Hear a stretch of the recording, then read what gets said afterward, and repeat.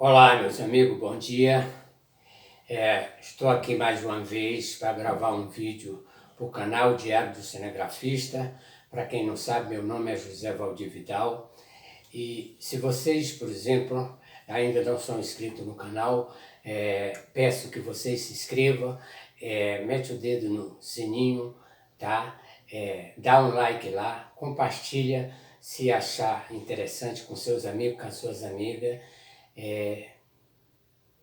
Só assim possa ser que o YouTube ache importante, compartilhe e passe a compartilhar com mais pessoas, tá bom? Então é esse o meu primeiro pedido. Bom, para começar, eu vou falar de um assunto hoje, de família, conforme vocês estão vendo aqui, família. E quando se fala de família, a gente tem que ter um carisma e tem que ter um cuidado muito afinado, porque família é uma base, é a base de tudo. E é uma coisa que foi determinada por Deus.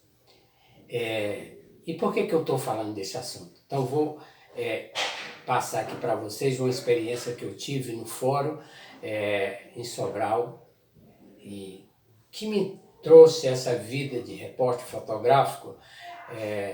Passei por muitas coisas, mas uma das coisas que muito me chamou a atenção foi de um julgamento de um filho, e nesse julgamento ao promotor de justiça, ao advogado que fazia a acusação, quando terminou aquele julgamento, o advogado teve a audácia de se virar para a família e principalmente para uma mãe que estava acompanhando o julgamento do seu filho, e ele falou: olha, o seu filho é bandido. E ela simplesmente com a palavra, uma pessoa que não tinha muita instrução, mas ela simplesmente com a palavra, ela quebrou aquele advogado. E eu lembro até hoje que foi que ela disse: você diz, mas eu não posso falar, ele é meu filho. Então eu jamais vou chamar meu filho de bandido. Eu vou defender ele até os últimos graus que eu puder. Eu confesso que ela está certa. E por que eu estou falando isso? Estou falando isso porque recentemente a gente assistiu, não sei se vocês assistiram, mas eu assisti. Eu assisti duas pessoas que eu tinha, até ao momento eu tinha uma certa admiração quando ele fez uma apresentação na televisão, no SBT, com a filha do Silvio Santos, e mostrando toda a família dele. E eu estou falando aqui de uma pessoa que se chama Carluísa, que é membro da Igreja de Jesus Cristo dos Santos dos Últimos Dias. E aí eu vou falar tudo porque eu estou citando o nome, estou dando o nome aqui das pessoas. Mas depois que ele compareceu e foi comprovado para o seguinte, tudo que ele fez em relação, por exemplo, ao Covid-19, a quadrilha que ele montou para que comprasse a vacina, mas o objetivo da vacina que eles queriam comprar, tanto ele como o Luciano Huck, outro covarde, outro bandido, outro criminoso, foi que é o seguinte: qual era o objetivo deles? E criar aquela máfia. Então eu estou falando aqui de máfia, estou falando de quadrilha, e mais por final eu vou falar seita. E aí vocês vão entender por que eu também vou falar dessas três coisas muito fortes. Então o objetivo deles era simplesmente comprar vacina para os funcionários dele. Ele não tinha intenção de salvar a nação brasileira, até porque nós já chegamos para mais de 559 mil mortes, aproximando aí as 600 mil. E não, eles não estavam preocupados de jeito nenhum. A preocupação deles era o quê? Era criar uma máfia, criar uma quadrilha, e é o seguinte, e defender seus interesses, tá? E aí, quando eu falo de seita, O que tem a ver isso com seita? Tem sim, sabe por quê? Porque é o seguinte, o Carlos Lisa é um grande líder da igreja mórmon, a igreja de Jesus Cristo, a qual ele sonegou de dizer qual era a religião que ele pertencia quando ele compareceu lá na CPI da Covid-19. É vergonhoso, tá? Por que que ele negou de não falar, para você ter uma ideia de qual religião ele pertencia? Então eu quero dizer aqui para todas as pessoas que apoiam, para se ter uma ideia, o presidente Bolsonaro com seus crimes, com a sua maneira de formar ali uma organização criminosa, é porque eles estão interessados não na família. Aquilo quando o Bolsonaro fala que ama a família é mentira. É hipócrita. A pessoa que ama a família, ela tanto tem respeito com a sua família, como ela tem respeito com a família dos outros. Então, e aqui eu vou dar um exemplo que isso é verdadeiro.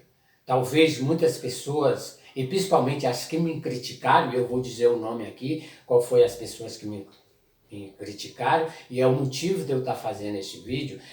Talvez pela idade delas, eu tenho certeza que elas nem lembram do quem eu vou falar aqui, de um grande mafioso, Tomás Busqueta.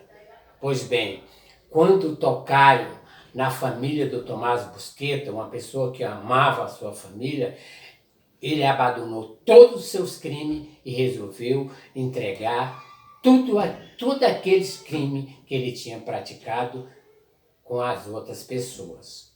Por via que a máfia não respeitou a família.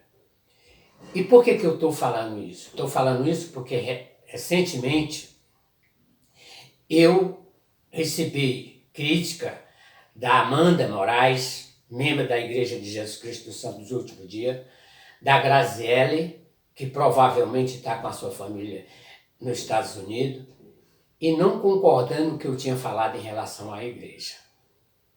Então, recebi outras críticas através da Êmica, e aqui eu quero dizer, principalmente para a Êmica, para Amanda, eu sinto muito pelas duas de ter perdido a Amanda, de ter perdido o pai para a Covid, e a Êmica de ter perdido seu esposo.